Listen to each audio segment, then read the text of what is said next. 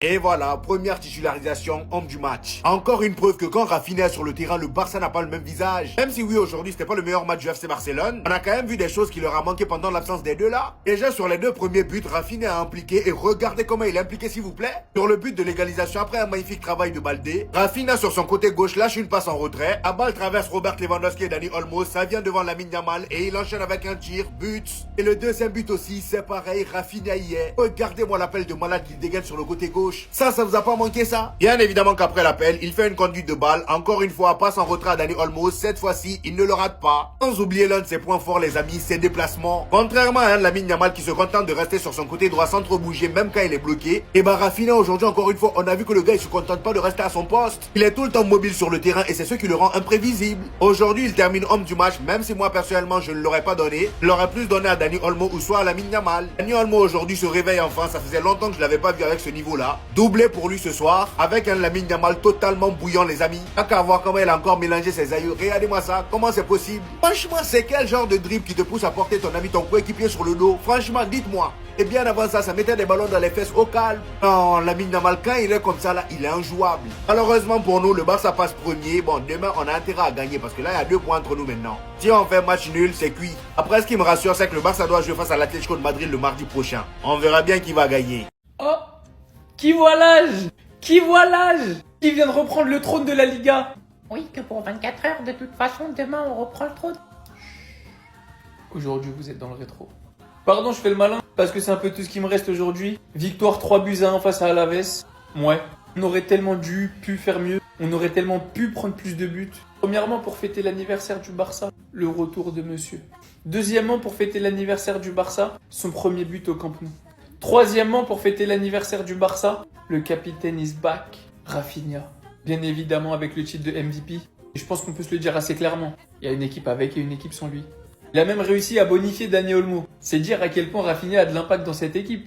Olmo, auteur d'un doublé aujourd'hui, il n'avait pas marqué depuis 2 mois. Aujourd'hui, il en claque 2. Pour tous ceux qui vont vouloir rigoler sur le petit raté de Lamine Yamal, je vous vois venir.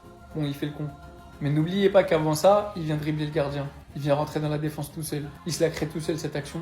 Ou presque. Et que même si j'aurais préféré qu'il tire immédiatement première intention, pied gauche, il ferme premier poteau, voire même pied droit, arrêtez de chercher la moins petite bête pour lui tomber dessus. Souligne également la bonne performance de Gérard Maldini en défense centrale. Impérial. Vraiment. Ce monsieur qu'on a eu pour 25 euros. 25 millions, pardon. Mais dans le football actuel, c'est comme si on avait payé 25 euros tellement il est fort. Pour être très honnête, j'ai encore énormément de lacunes. On joue l'Atlético pour le prochain match. Et j'espère que le niveau sera beaucoup plus élevé. Mais avec le retour de Pedri et de Jong au milieu, quand on voit le match de Casado et de Bernal aujourd'hui, je me dis que c'est là que fera la différence. Bisous des premiers. J'avais jamais vu ça.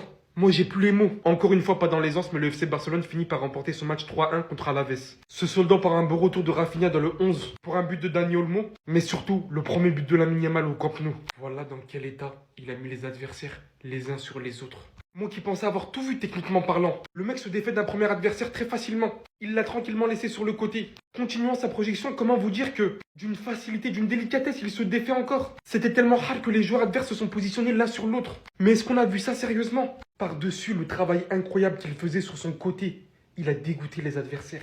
En plus de son but et de l'incroyable passe dès qu'il était livré à Dani Olmo à la fin du match. Il se permettait tellement de jouer avec le gardien. Bon, je sais qu'il a raté cette occasion. Et en vrai, quand vous voyez le score final, c'est pas des occasions à manquer, à rater. Mais c'est pour vous montrer en fait la facilité du joueur, quoi. Juan Garcia s'est fort heureusement montré solide par quelques moments. Cette équipe du Barça reste quand même fébrile, n'est pas encore assez tranchant et peut rapidement, mais alors rapidement tomber dans son piège. Ou d'ailleurs, on se rappelle avant le 2-1 du Barça que Alaves pouvait mettre 2-1 au Barça justement.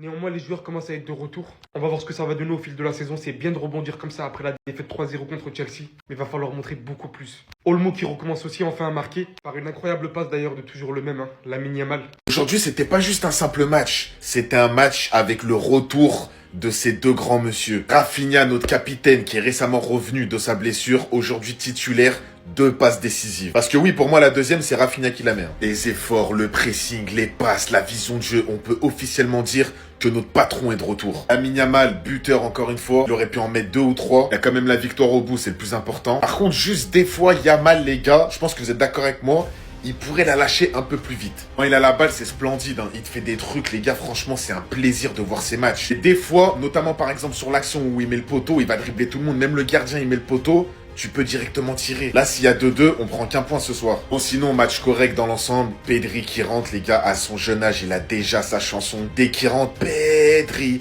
Il prend la balle. Ce que j'aime avec le joueur, c'est qu'il perd jamais le ballon.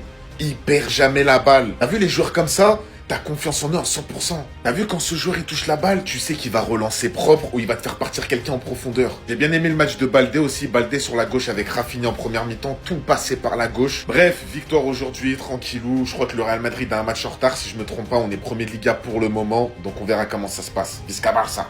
C'est son Barça, il est de retour, il est décisif. 2 passes décisives à son actif, logiquement nommé homme du match. Le FC Barcelone qui s'impose sur le score de 3-1. Un but de Lamine Yamal, 2 buts de Dani Olmo. Lamine Yamal qui régale en termes de stats depuis le début de la saison, on va pas se mentir. Et le FC Barcelone qui ne reste pas convaincant. Vous le savez très bien, j'ai pas ma langue dans la poche. Je trouve que le FC Barcelone est d'un niveau très faible. Dites-vous que Alaves avait l'opportunité d'égaliser dans ce match-là. Au final, heureusement pour le FC Barcelone, ça s'est pas fait. Mais en tout cas, le FC Barcelone concède mais tellement d'occasions et ce n'est pas normal pour une équipe comme le FC Barcelone qui prétend à gagner et la Ligue des Champions et le championnat. Donc certes, oui, il y a la victoire. Certes, oui, il y a le retour de Rafinha, il y a le retour de Pedri. Et je trouve que du côté du FC Barcelone, il y a tellement de choses à faire. Alors je sais qu'il y en a pas mal qui vont me critiquer pour dire que le Real Madrid, on n'est pas mieux. C'est une réalité, la famille. Mais là, on est sur le match du FC Barcelone. Et moi, je l'ai trouvé mais très moyen. Au moment même, le placement de Baldé, je suis pas convaincu. Alors certes, il a la vitesse pour pouvoir le rattraper. Mais sur certains placements, c'est très mauvais. Mais sinon, en vrai, c'est à toi. Moi, en tout cas, bien, alhamdoulilah.